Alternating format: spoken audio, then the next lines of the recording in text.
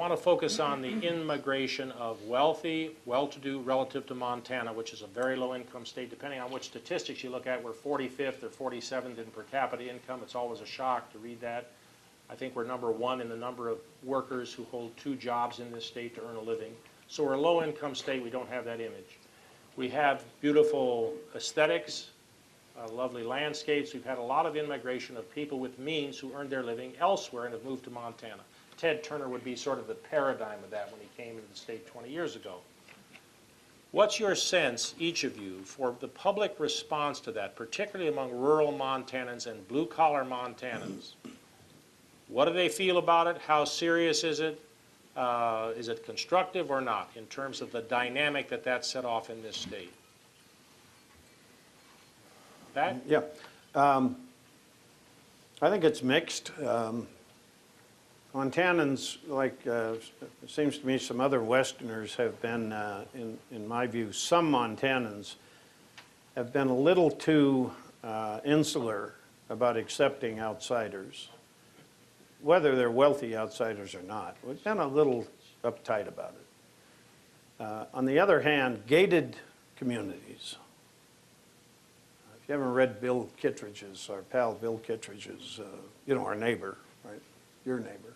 If you haven't read his few essays on gated communities and what they do to a culture, an open culture like Montana, which, you know, people say is one wide street all the way from Idaho to the Dakotas. People living on both sides. If you haven't read his stuff, you ought to do it. He makes a good case about why gated communities and residential fences can bust up this place in ways other than just the look of the landscape. Sometimes fences, as our rancher friend can tell you, are absolutely essential, but Bill's talking about a different thing.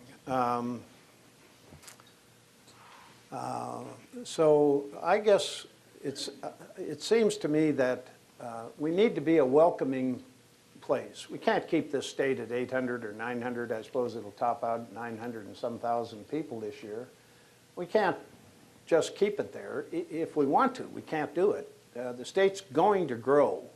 The question is, how's it going to grow, and what will be, who will the new people be coming in?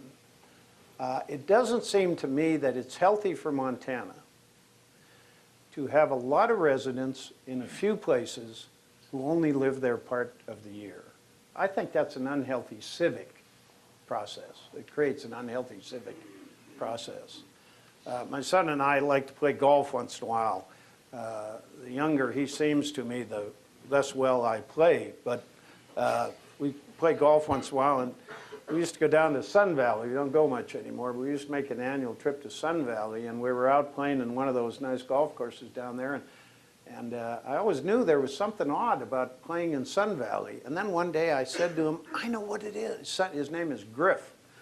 He was just here with an art show. Some of you were there and saw his art and heard him, but he's from San Francisco now.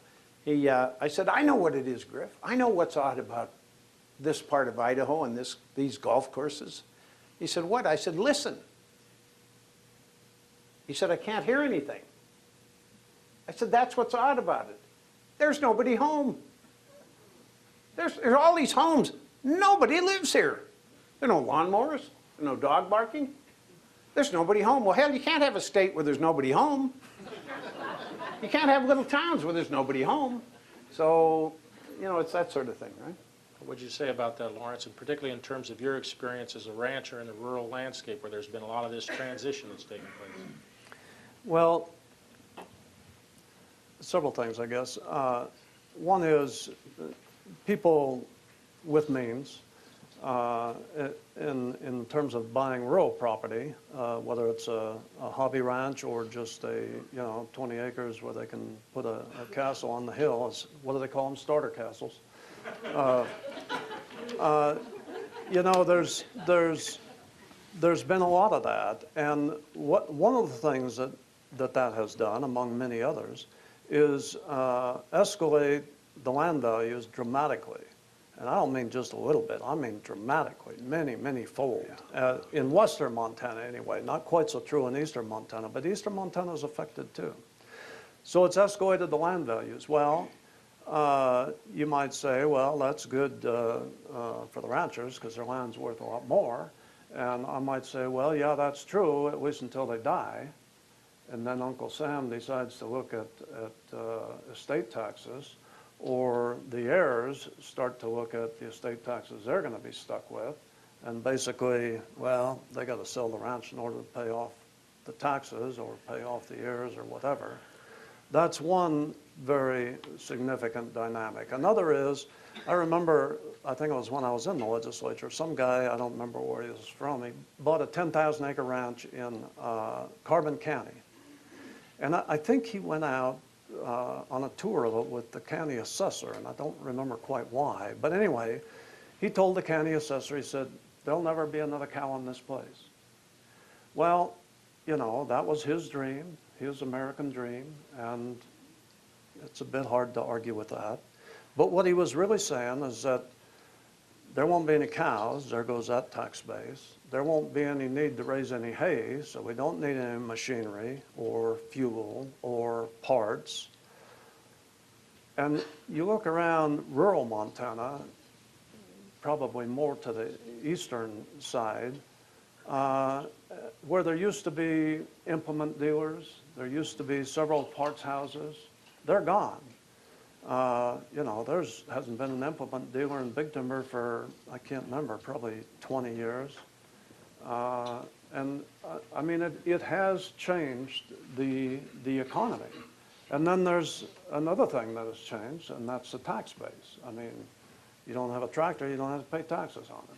You don't have cows, What's the you don't have to pay implication of that? taxes In on other it. words, we're talking about in all this whole context is, are we equipped for the 21st century? I'm hearing you say in a great swath of Montana, the agricultural economy is no longer employing as many people, generating as many tax dollars. What's your sense for the future of that culture, and also how it affects our ability to cope with the 21st century? It sounds like there's been this huge transition. Is it acknowledged by rural people? How do they feel about it? Well, I think it has been acknowledged to some extent. One of the things that happens with some of the people, I mean, this guy that I described was an exception, but some of them come in and they buy the ranch and then they hire back the previous owner or maybe the previous owner's son or daughter as the ranch manager. And they do intend to keep cattle and, you know, they want to bring their friends out and show them that they're a cowboy. So there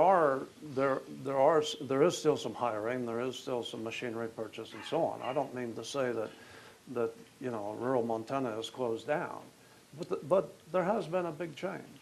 And one of the things that you asked about perceptions, one of the perceptions is that these people have closed off access. No hunting, no fishing. I mean, you can't get any place near the property. And some of them have hire patrols, I mean, a patroller to watch for that sort of thing. And there's some truth to all that.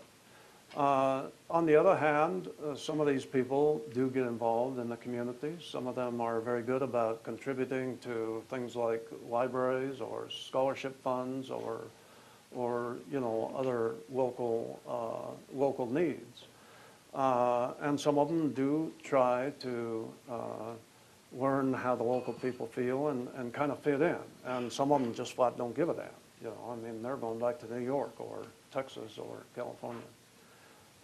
So is there a resentment? I don't know. I think there was. I think people are more or less accepting now. The economies have changed some, and not only because of that. I mean, there's all kinds of reasons the economies have changed, as Pat was talking about when he was talking about the mining industry and the timber industry. Economies change. That's I mean, that's just part of history. Cultures change in part as a result. If we're talking about Montana as it enters the 21st century and its preparedness for the 20th century, one might argue that a sense of broad social cohesiveness, shared values, and purpose is an important building block to that, whatever that future looks like. Now, I'm hearing part of what you said when you're going back to your first answer about people know more, but they're less tolerant. That sounds like a divided society. One might say traditional rural people seeing the change of the new landowners come in, one might say I mean, there is, in fact, there has been tension around that. Depending upon where that's going, that could also affect this sense of cohesiveness and sort of unity. We've got things to do together, whether it's public schools, coming to some sort of agreement on how we're going to use natural resources, any number of issues that face our state. How do you both assess the state of the Montana citizenry in the sense of optimism, pessimism, sense of some sort of unifying purpose, or is it all NIMBY? What's in it for me? Then I'm going to ask you what the implication of that is for the future. Pat, what would you say to that? Well, we hear on 24-hour news cycles that Americans are getting angrier and angrier, ruder and ruder, and meaner, right? Yeah. And there's some indication of that, at least there's pockets of it. I mean, when members of Congress are voting on whether one is for it or against it, voting on the most historic piece of legislation to pass since 1930s, and they get spit on the way to, and the black members of Congress get called, as it's now politely said, the N-word. We actually ought to use the real word, it's so startling. And when a president of the United States challenges for the first time a Supreme Court sitting in front of him and one of the judges mouths the words, "That's not true," and when a guy on the floor of the House of Representatives yells, "Baby killer," at Bart Stupak, who's the primary anti-abortion member of the House, and when a fellow yells at the President of the United States, "You lie," then I suppose it's gotten past just a few islands of angry people. I think maybe it's gotten into the mainstream of the culture. It's infected us somehow. In Montana and elsewhere, we've never had a lack of bare-knuckled politics and policy in Montana. And there have been times in northern Idaho and particularly in parts of eastern Montana and parts of northwestern Montana, where people have not only become mean and angry, but dangerous. Tim McVeigh, the guy that blew up the Oklahoma City building, killed parents, federal employees, and their children across the street in daycare, used to hang out in northwestern Montana and northern Idaho. So they're dangerous. And I think they're dangerous in more than a physical way. I think they're dangerous at a time when Montana and the United States faces some of the greatest challenges any people in this country have faced. Regardless of what's causing climate change, regardless of what's causing it, we've got to work together to get it fixed. Regardless of exactly what we think about trying to repair the undeniable mess in healthcare insurance delivery in America, we've got to work together to get it fixed. China, if we don't work together, if we don't give our politicians running room, China's going to eat our lunch. We're going to be running a very poor second here in about 20 years.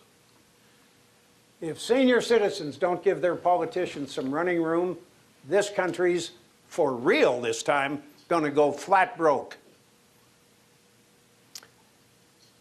We got to pull it together a little bit. We got to be a little less angry with each other, and I urge you all not to join the Tea Party. And if another group on the left, if another group on the left springs up the way it did in the 1960s in America, I urge you to stay away from them too. And I'll urge you to do one other thing. Write Rachel Maddow, Ed Schultz, Rush Limbaugh, and Sean Hannity and ask them to shut the hell up. So let's take a look at that dynamic. I want to ask you. I want to ask you about that. In other words, that's a national phenomenon. What's your sense for the environment in Montana? Because we're part of the United States. Is that having a significant impact on changing what you articulated earlier, that Montana has had a history, let's say, of more tolerance, even though they had very different points of view? I found it a pretty civil place. What would you say about that? How significant is that in terms of its impact on Montana, specifically among the citizens? And then I want to talk about the legislature, the Montana legislature as a vehicle for coming together or not. Well, first let me say that I absolutely agree with every word you just said. Just right every single thing, except that I would have added a few more names to your last list. But, I mean, I can't stand to listen to any of those bastards. But I'm with you. I think, you know, you were talking from a national